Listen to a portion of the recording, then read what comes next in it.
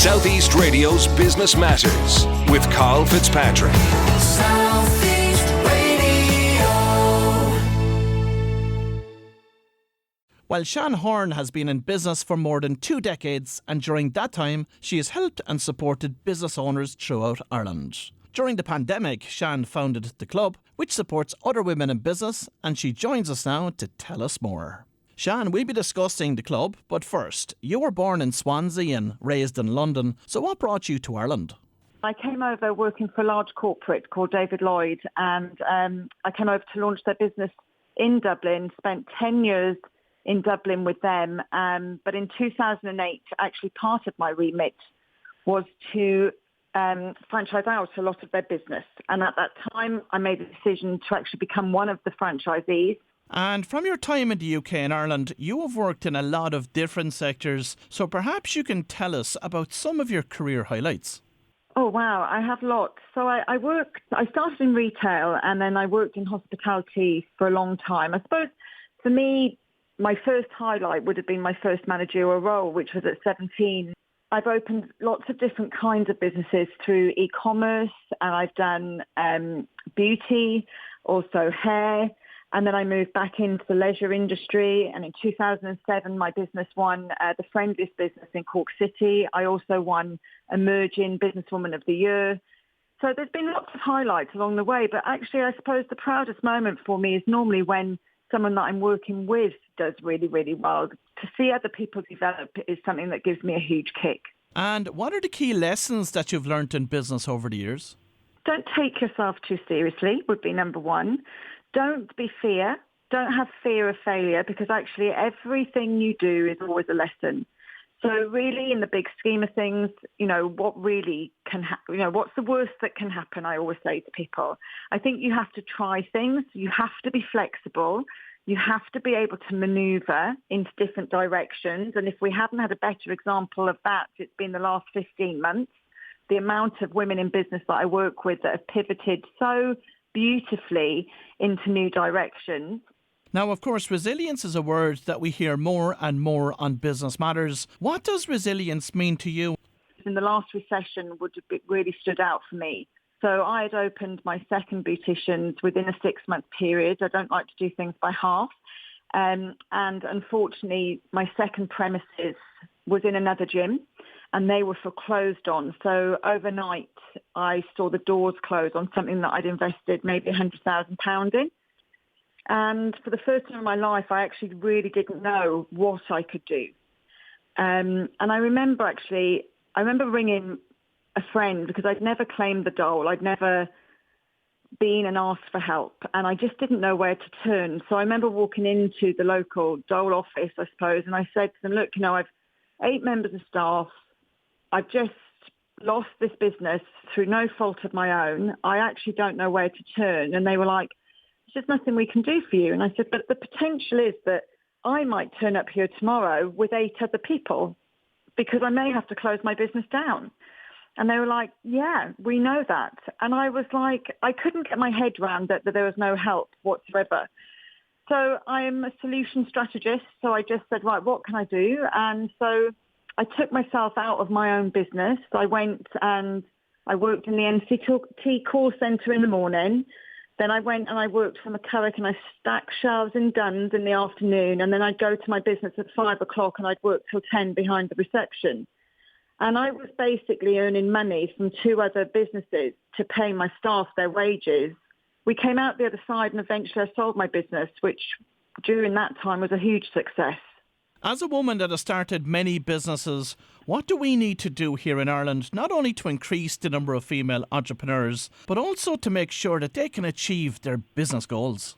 Us women can be tough on ourselves, first and foremost. So we can stand and we can say, we need this, we need that, but we need to do that for each other. So there has to be more women at the top table. I know coming from, I haven't worked in corporate since 2008, and it's not somewhere where I sit. But when I did, I was most of the time the only woman at that table. And I haven't seen much change since I left that world. I think we have to make sure that we're inclusive, not just to women, but for everybody. Everybody should have the same opportunity and the same voice. But I do think as well, women need to kick down a few doors. You can't wait for doors to be opened. We have to shout the loudest. We have to step forward. We have to have the balls, I suppose, to do that and have the confidence. And we only do that together. So I think collaboration and working together for women is so important. The power of personal brand, because I suppose traditionally from a networking perspective, the old saying was your network is your net worth. And it was about you knowing as many people as you possibly could. But that has flipped. And now it's all about how many people know you.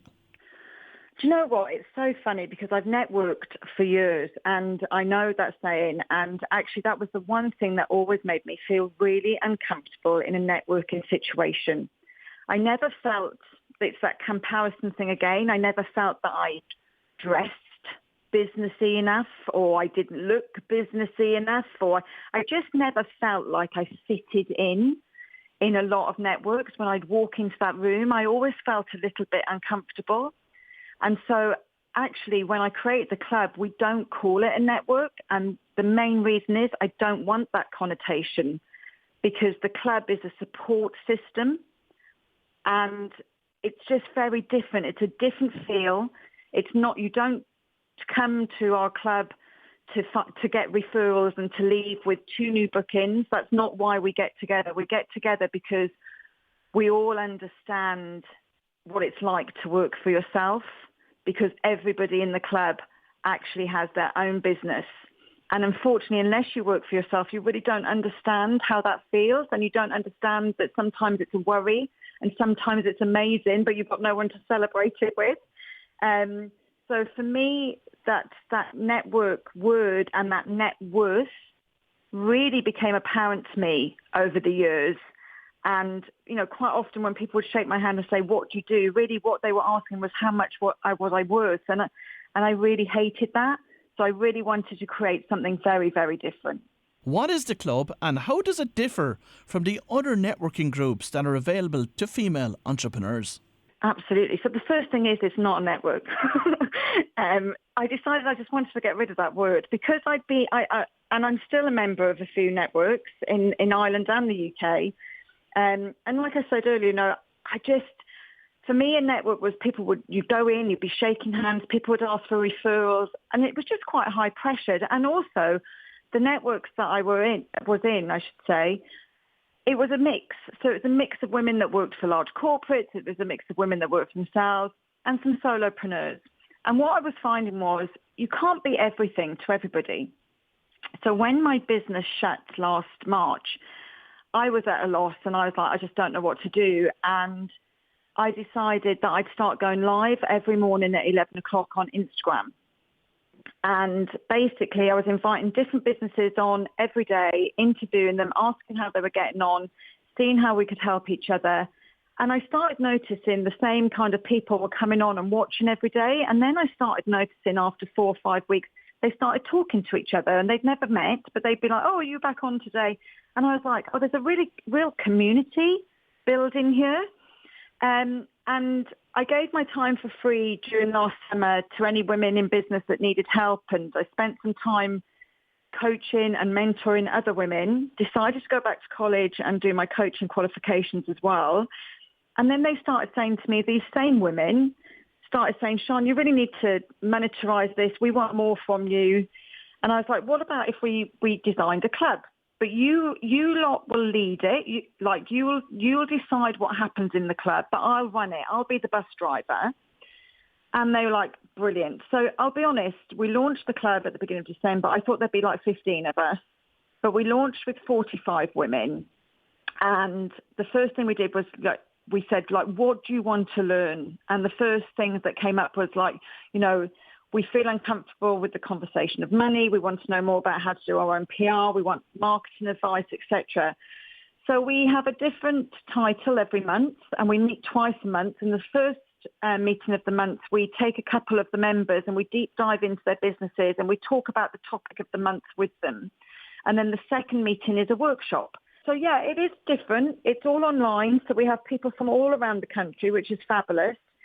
And what the lovely thing is, we have a private Facebook group, and what I love most about it is that daily people will ask questions, and they're not just getting my advice, they're getting advice from 50 or 60 other women and people that have tried things out, have been there, done it, and everybody's helping each other.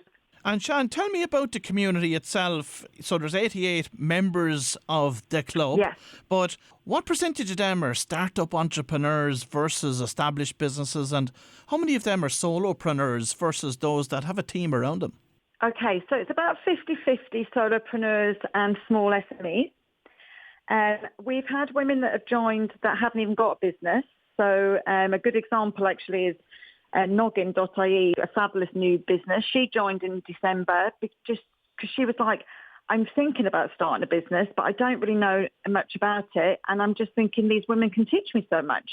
So she joined before she started her business. And then we've got other ladies like Azure Jewelry that have been in business, for over a decade, that are really well established. But you'll find with the older businesses, they learn from the new startups because there's new ways of marketing, etc., that they may not have tried. And then the startups are learning from them and all of their mistakes. So it's a really nice sort of tennis game of information. It works very, very well. And from your experience so far, what are the major needs of those female entrepreneurs that you're dealing with? For me, the biggest need for anybody that works themselves is support, because when you work for yourself, it's, the majority of the time it's quite a lonely and uncelebrated place. So, when you have some amazing achievement, you've got no one to celebrate it. You kind of stand in front of the mirror and do a little cheer. So support really is top of the list, and that's why most people love the club, because it is so like that. The second thing with the majority of the girls, actually our second meeting was all about finances, knowing your finances. I did a lot of work with companies last year just actually working out if their business was viable because they didn't understand their finances. But when you break it down and make things simple, and that's what we always do in the club, it has to be basic. We break it down from the beginning so that people can actually achieve the goal that they want to achieve. So finances always, and then marketing always, that would be number 3. Great. And finally, Sian, on a broader note, business owners are probably facing the biggest challenge of their lifetime. What advice do you have for them this morning, and how should they be preparing for the recovery? I don't think it's a case of recovery now. This next step for me is learning to live with COVID.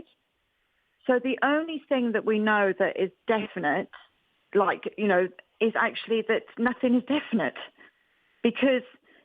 So moving forward, I suppose, my biggest advice would be flexible. Find a way for subsidiary income. If your business is working well online, don't lose that, because don't think that the people that have become comfortable online are suddenly just going to go straight back to face-to-face, because that isn't going to happen. So you need to find a way for your business to work both online and both face-to-face. And I think, just keep the flexibility. We don't know what's coming. And I think we're at the point now where as things, and hopefully this is the last time we reopen, then any help that we've had from the government will probably stop at that time. So we have to make sure that the business is viable. So if you haven't already sat down and really worked out your accounts to see if it is or not, then now is the time to do it, because you may love your business, it may be your passion, but if it isn't bringing you an income, then it's time to actually say goodbye. Well, if you've just tuned in, that was Sian Horn from the club, and I'd like to thank Sian for joining us on this morning's show. Southeast Radio's Business Matters with Carl Fitzpatrick.